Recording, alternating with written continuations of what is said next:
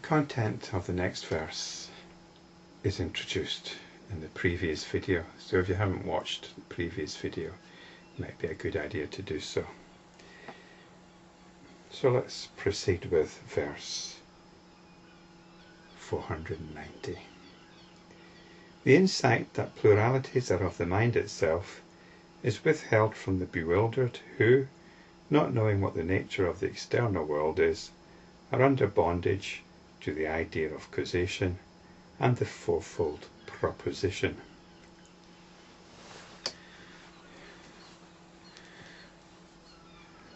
I mentioned in the previous video, to do with the previous verse, that what we've got here is a deepening of realization. The realization being that this apparent external world that we're supposed to be withdrawing our interest from, withdrawing our hopes of fulfillment from, is nothing more than mind itself. And this mind is spelt with a capital M. This indicates that we're not talking about the ordinary mind, we're talking about the enlightened mind.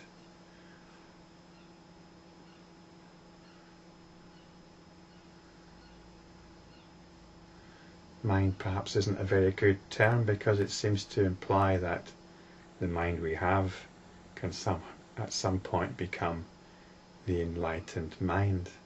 But no, it's a completely different mind altogether. It's nothing to do with our psychology, it's nothing to do with our brain, it's nothing to do with how pure our mind is or otherwise.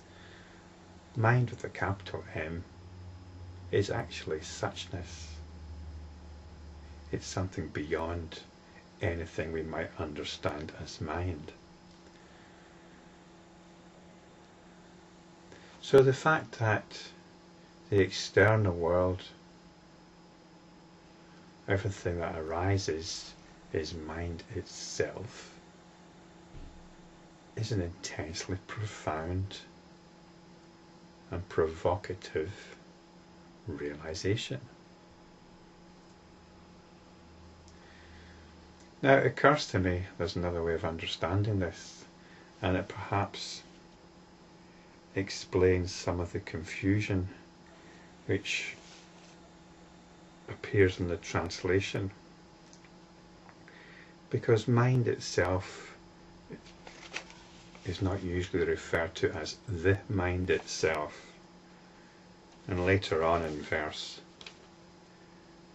491 we hear of our own mind with a capital M. It doesn't work, that doesn't work. And it seems to me that what's happening is we're being presented with a limited understanding. Again, I don't like to criticize the translator, Professor Suzuki, but there's a lesser way and a more profound way of understanding these verses. And the lesser way is the more psychological way, when we understand the world as a projection of our own moods, our own psychology. And that's an important understanding, and it's one that we've touched on before. If we think the world's an awful place, well, it depends on our mood. It often depends on what we've had for dinner. If we've had a wonderful meal, wonderful company, we feel it's good to be alive. What a wonderful world. But perhaps if we're hungry, or we've had some fast food which has left us feeling a bit acidic and bloated, and we're sitting there watching the news, and we just think what an awful depressing world it is. So the nature of the world is very much depending on our moods. So that's the understanding here. But that understanding would only work if we spelt mind with a small m. but the translator seems to have got stuck between the two. So really what I should have read when I read out this verse is the insight that pluralities are of mind itself rather than of the mind itself. It might seem a bit of hair splitting, but it makes all the difference. So that's a lesser understanding, a psychological understanding, that the world is a projection of our own mind, our own moods. But to say that it's actually mind itself, well, this is something else altogether. This means that we relate to the world as enlightenment itself.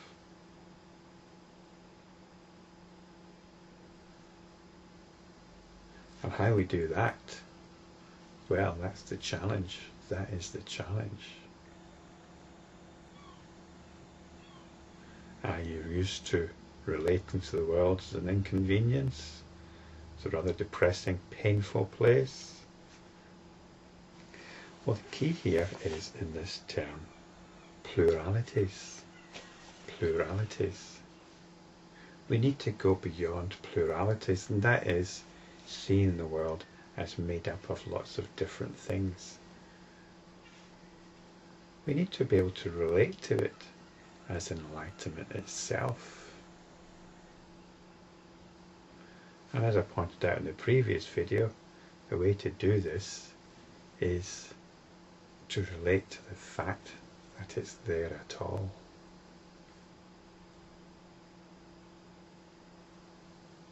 This is the great miracle, the fact that the world is there at all. This is enlightenment speaking. So not realizing this leaves us bewildered, not really appreciating the nature of this apparent external world. This external world that we relate to needs to be examined, and we don't need to leave it up to the physicists and scientists to do that.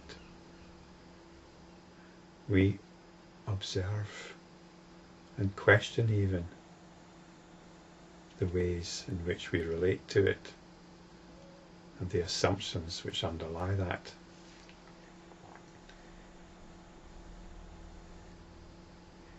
Otherwise, we're under bondage to the idea of causation and the fourfold proposition.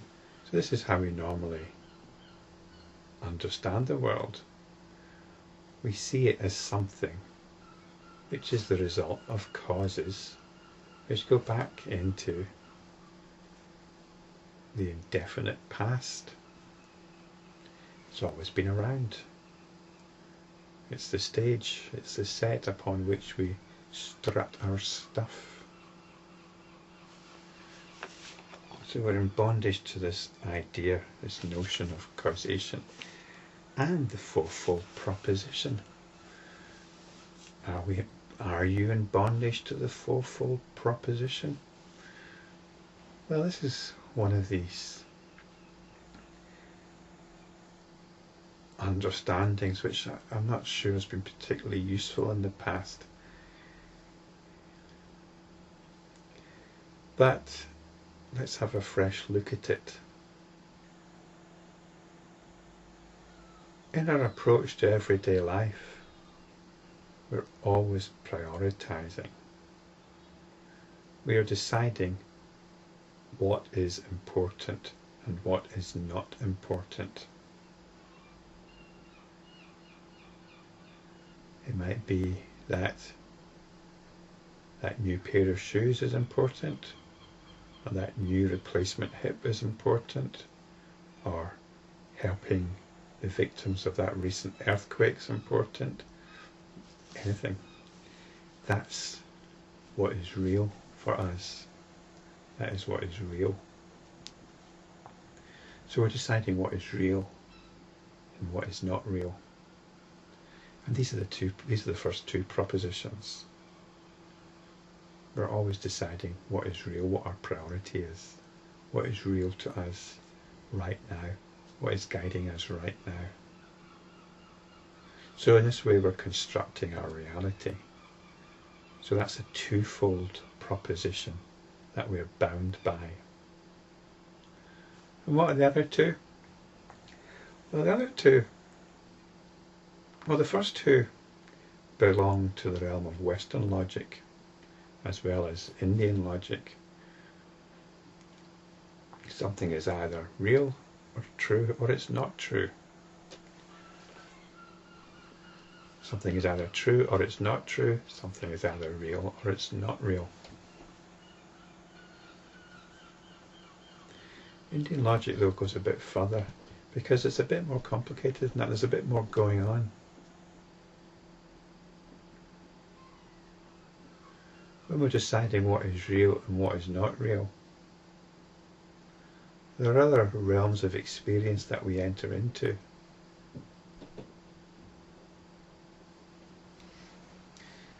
A great deal of our life isn't so simple. It's caught up with things like music or enjoying a good story, either in a book or as a movie or whatever. So in a way we can say these are both real and not real. Music is not something that you can touch.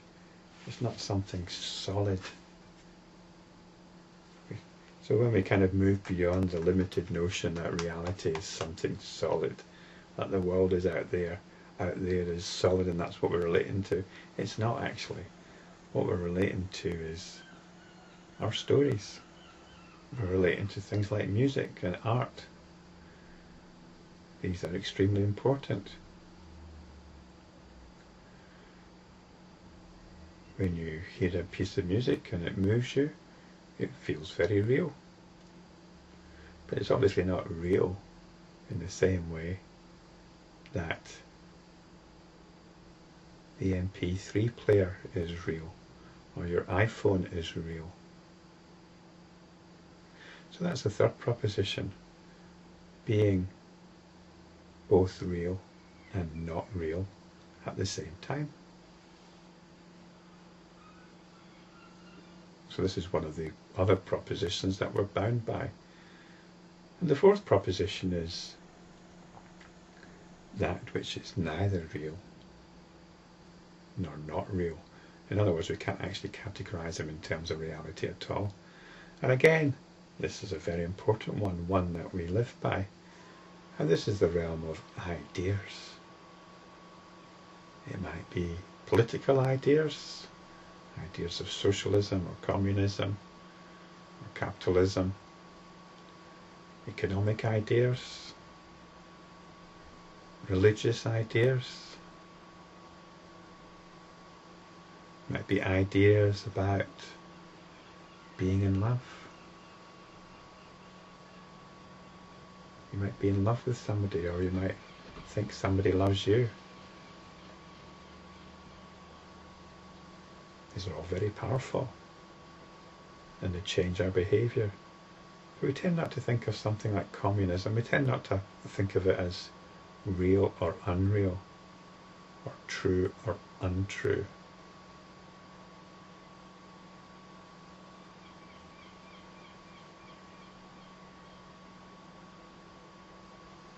We go with it because it feels right. It feels right. We're not concerned. We'll say it's true because it feels right, but we're not really concerned with that. We're not concerned with arguing the truth of it. We believe it's true. So this is belief. Very motivating. And this is the fourth proposition that we're bound by. This infuses our reality. So we've got the reality of a material world that's been around for a while. We've got the stories that we lose ourselves in. And we've got our beliefs, religious beliefs, economic beliefs, emotional beliefs, anything. And this is the world that we're caught up in when we're not seeing beyond the pluralities, when we're not realizing that this is a single phenomenon, the phenomenon of being alive, the phenomenon of consciousness.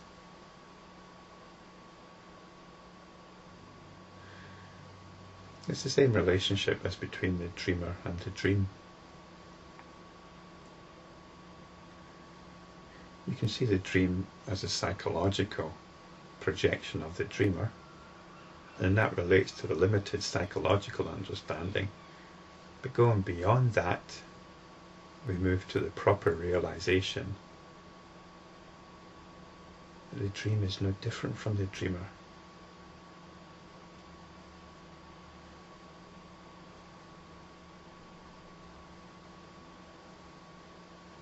The dream and the dreamer are the one thing. Consciousness and what consciousness is conscious of are the same thing.